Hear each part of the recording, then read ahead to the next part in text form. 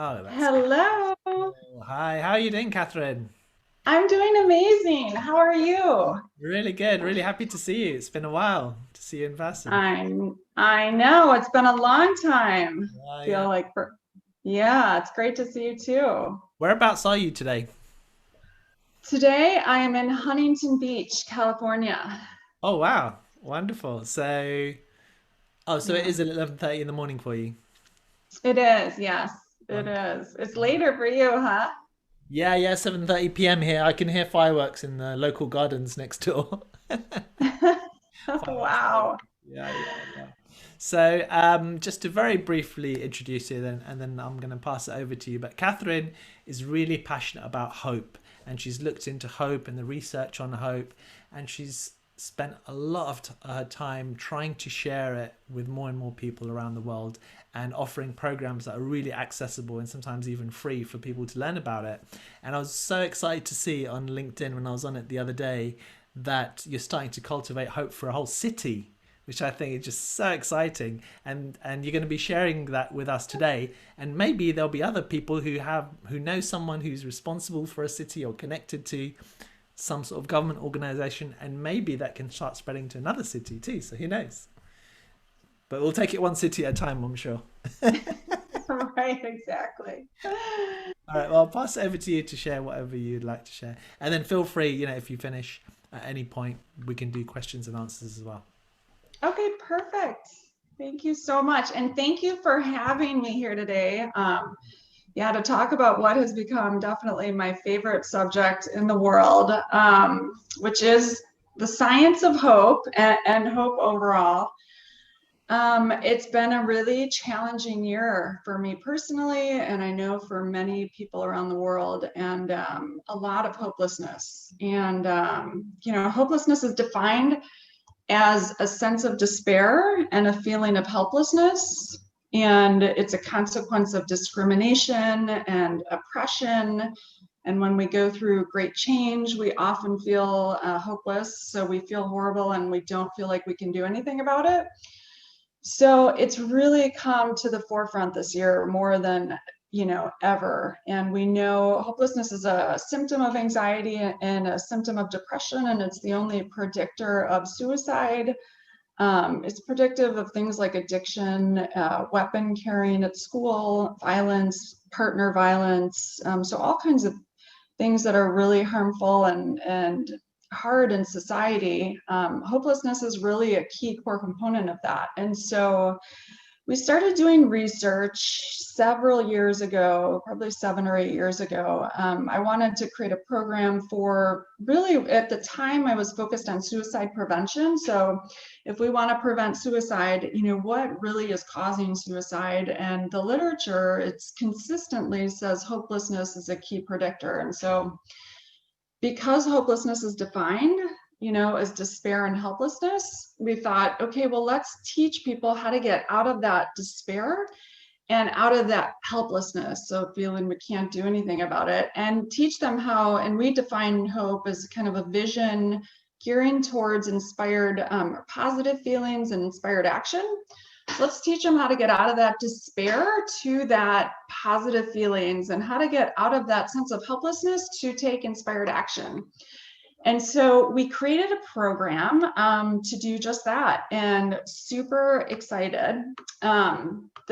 This creativity one is not ours, but anyway, I'll share with you in a minute the website and the Hopeful Cities initiative we just launched. But so we first started with teaching young kids, and literally I started with 10 lessons. Just thought, okay, well, how would we teach people how to do that? And that's really the art of science, is you kind of start with a hypothesis. There had been a lot of research on hope and hopelessness, but nobody had kind of taken it and decided to operationalize it.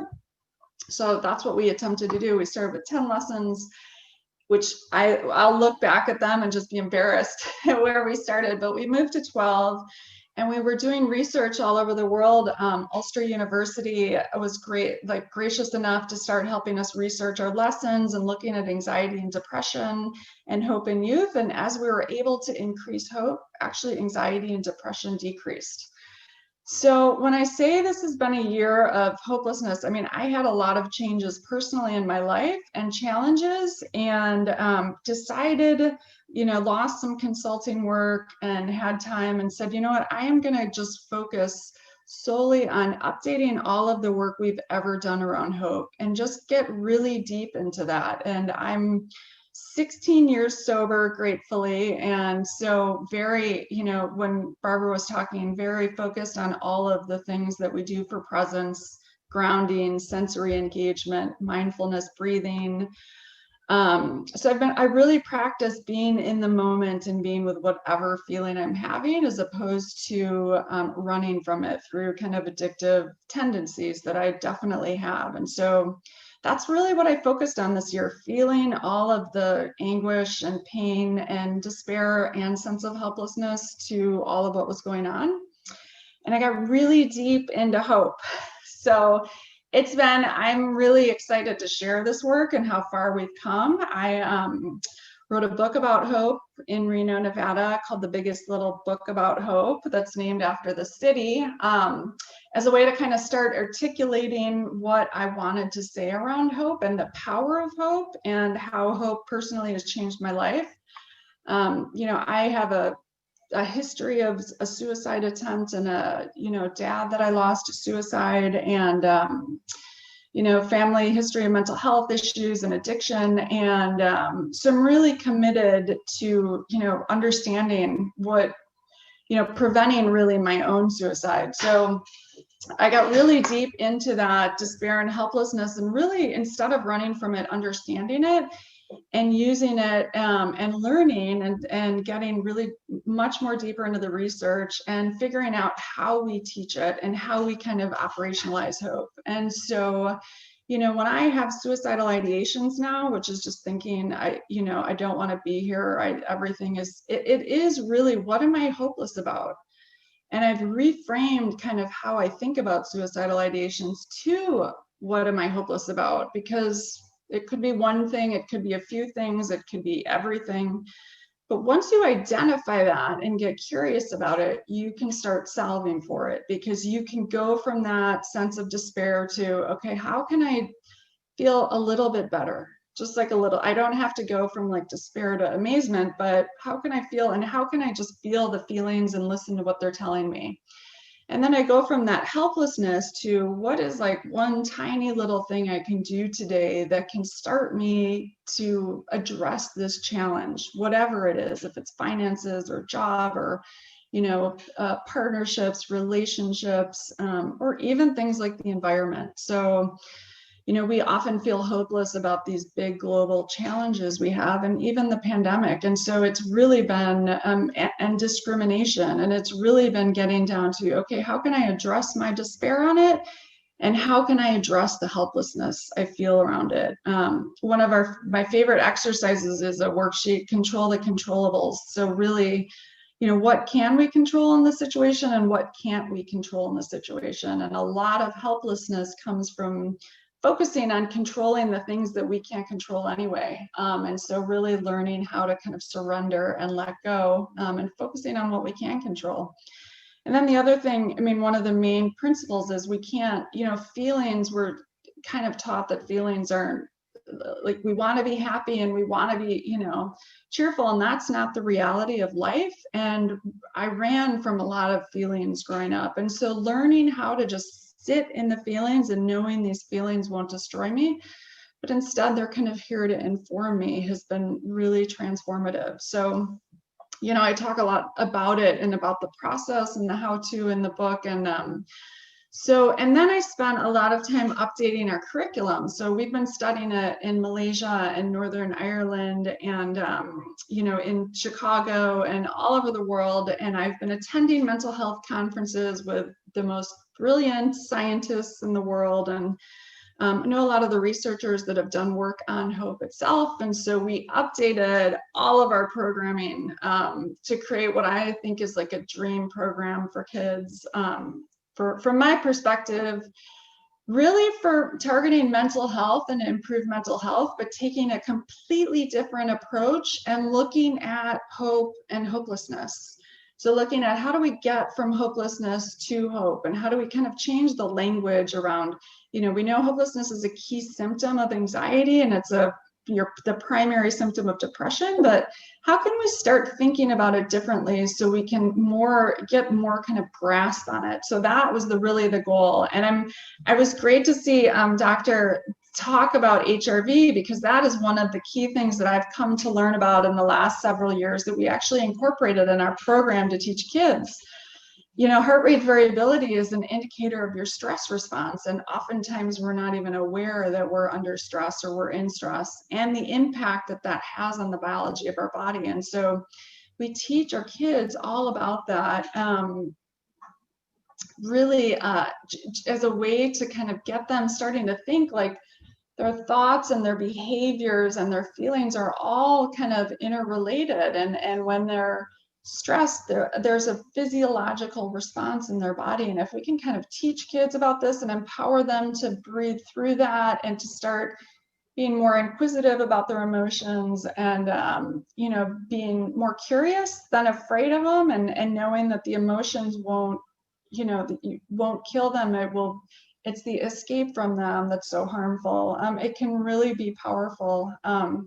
So I'm super excited to show it. So our program is free. It's called Hopeful Minds. I'm going to show it with you. Well, I'll show it to you in a second, but it's called Hopeful Minds. It's free and anyone can download it. We're working to get it translated in Spanish and in all different languages. We have an overview, which is 3 one-hour lessons that you can do at home with your kids, or you can get your schools to do them. And then there's a 16 lesson deep dive.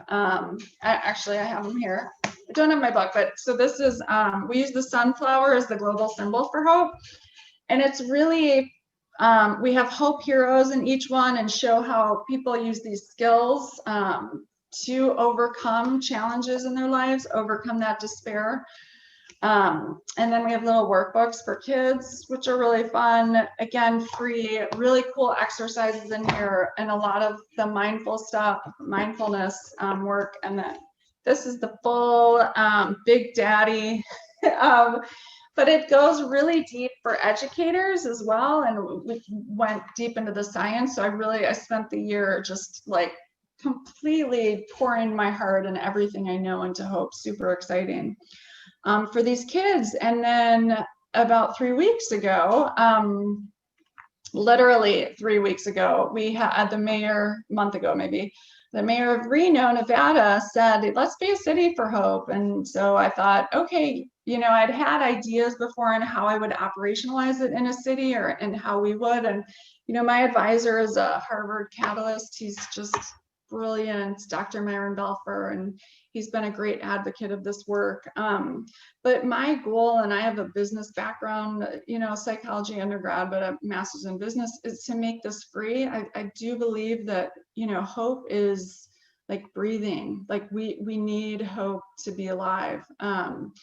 And so I want all kids and I want all adults to learn about this. So she said, what can we do for adults? So we created a 30-day hope challenge, and it's not perfect. So if you take it, please give me feedback and tell me how to improve it. But I just thought, okay, well, we'll do 30 days and we'll start teaching the signs of hope. The goal of this is to make hope really cool.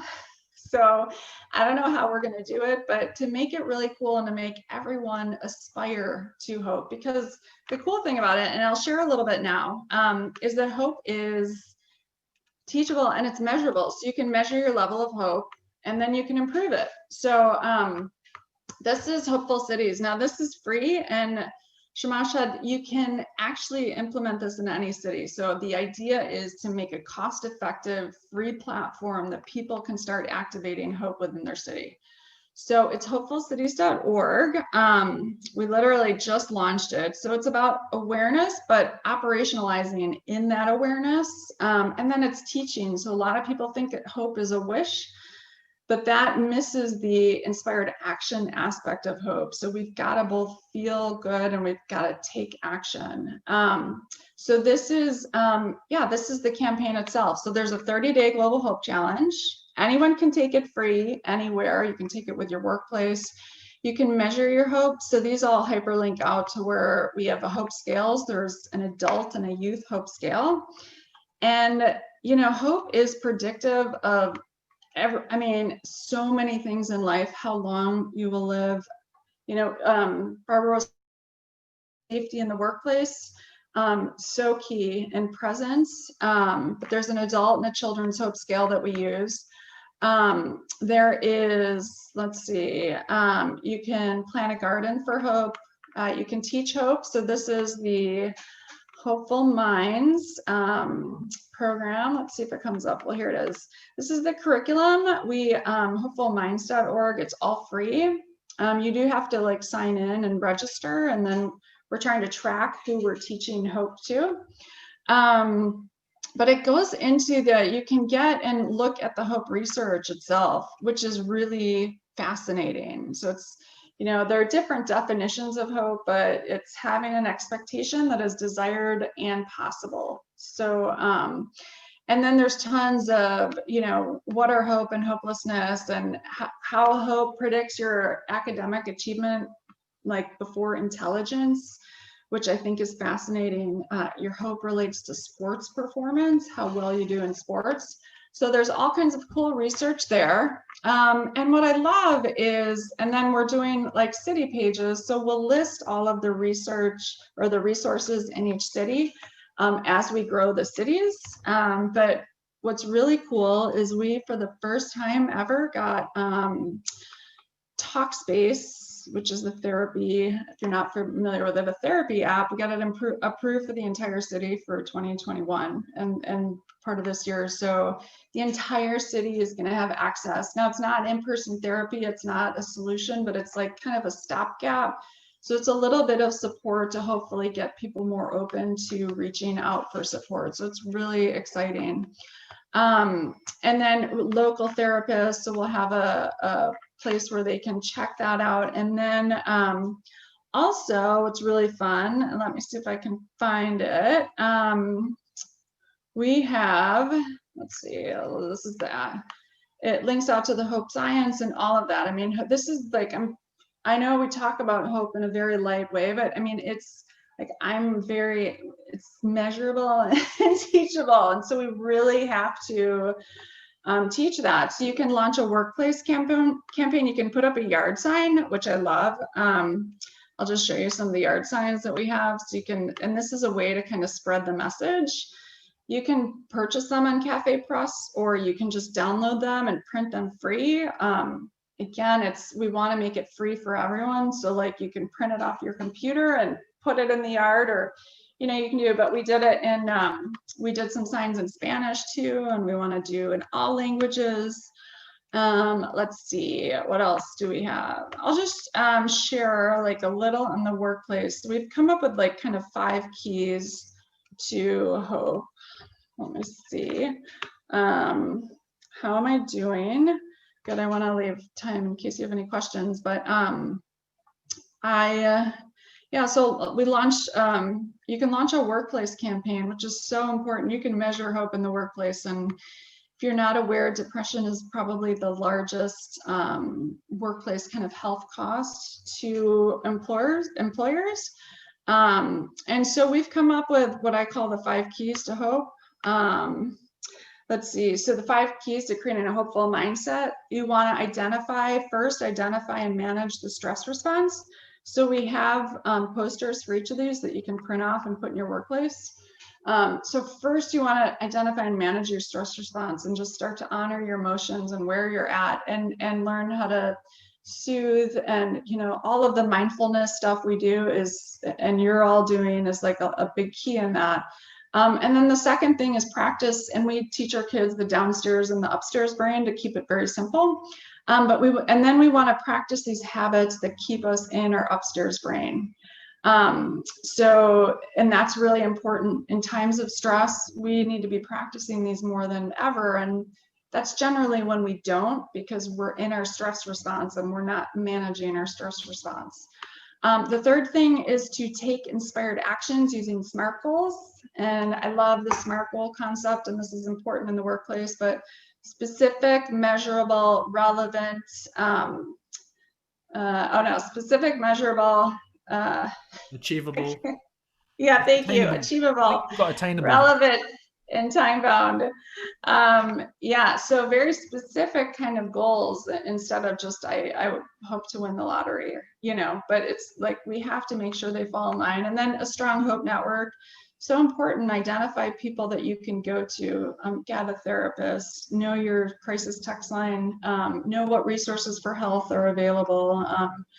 Really, I proactively identify that Dr. Belfer says that's one of, knowing if a child has a best friend is one of the best indicators of their life, kind of how well they're doing and their projection for mental health. So just making sure that we all kind of have someone. And then overcoming challenges, which we've talked about in this conference, the rumination, the not being present, the worry, internalizing failure. So we talked through some of those. So the challenge is free, and we go through a lot of this in the challenge. Again, I mean, any city can launch this, and I'm not sure how we'll manage it yet, but you can download all the resources and materials to start helping make us talk, help making hope cool and getting people talk about it and all of that. So I'm going to stop there.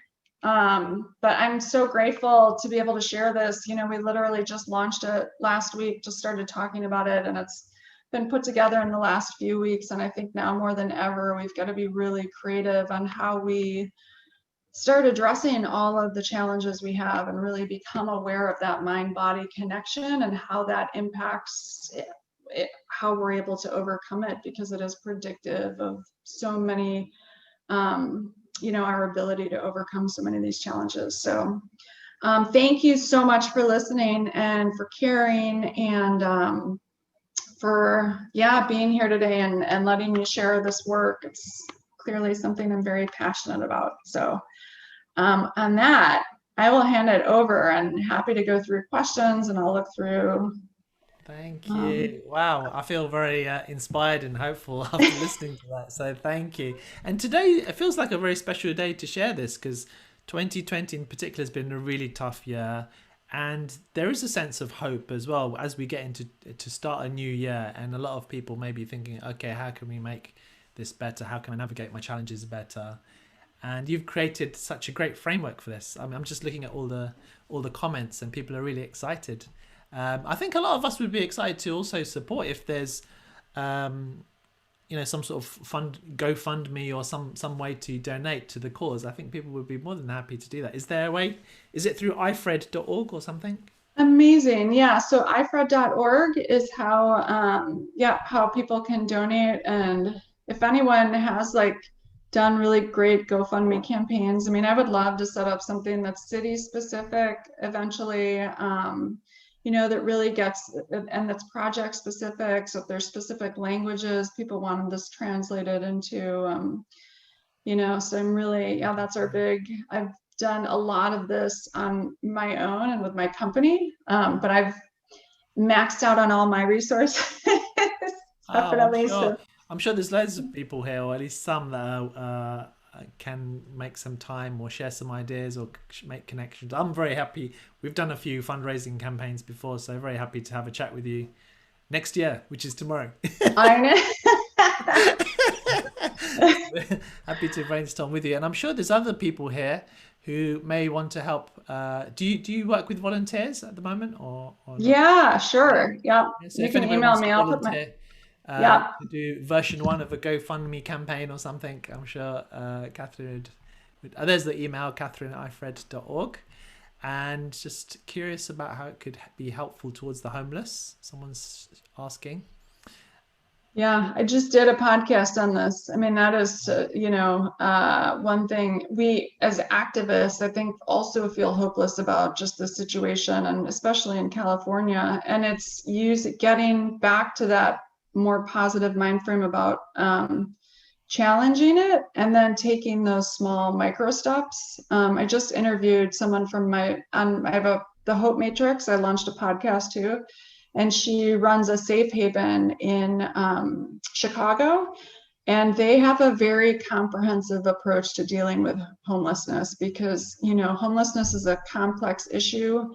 And unless we get to the root causes of all of those issues, we don't make progress on the challenge. And so I think that's been the Mm. biggest challenge to date, but they have a super innovative program that I'm hoping we can bring aspects of that to Reno. And it's a work program, it's addressing mental health, it's addressing the housing situation, it's all of these different things, and unless you're addressing all of them, we're not going to fix the challenge around it. So Yeah, exactly. The emotional element is just one part of it, of the challenge, isn't it? Um, yeah. Oh, Dr. Barbara, you're in Chicago. I grew up in Oak Park, and there you go. There you go. so yeah, I'm not sure if you Perfect. know Safe Haven, but Maybe you guys can connect. Yeah. yeah, Jane says, I'm a mental health nurse, happy to offer my support, which is really kind of you as well. amazing. What's the email That for volunteering? Someone's asking. Catherine, Yeah, Catherine at Kathryn at yes, ifred.org. Kathryn at ifred.org. It's in the Yeah. chat, so you can just actually no. I think maybe I'll share it here so that people can see it. Um, if we want to reach back to contact with you, again, the email I think is the best way to do that.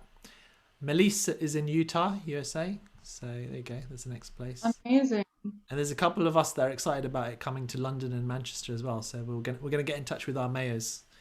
Who knows? Worth a try. Very cool. Yeah. And I also, mean, we need to, trying the Hope Challenge would be a great way to start, wouldn't it? To learn more about hope. yeah. Is it Yep. globalhopechallenge.org or .com. .com? Yep.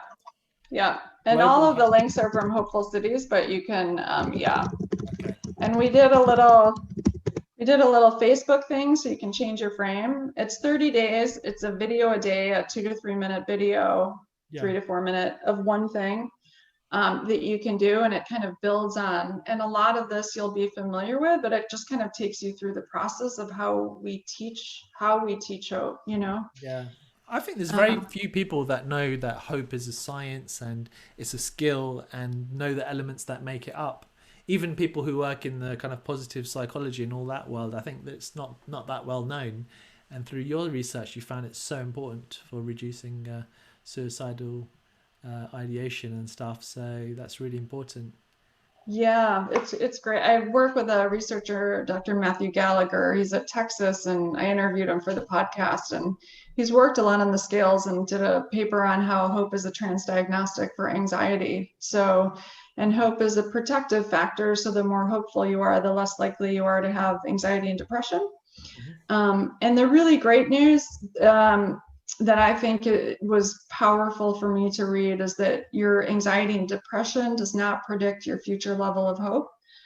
So Wow. just because you're anxious now or depressed now doesn't mean you will always be. Like, you can learn skills and practice and become more aware of, and that to me is super empowering as someone Mm. with lived experience that, Mm. Yeah. and I It's not live about getting by, rid of those feelings or pushing them away. It's about having those feelings and being hopeful and supporting others or using that as a yeah, motivation because you're so motivated to help and support others. And it's from those feelings.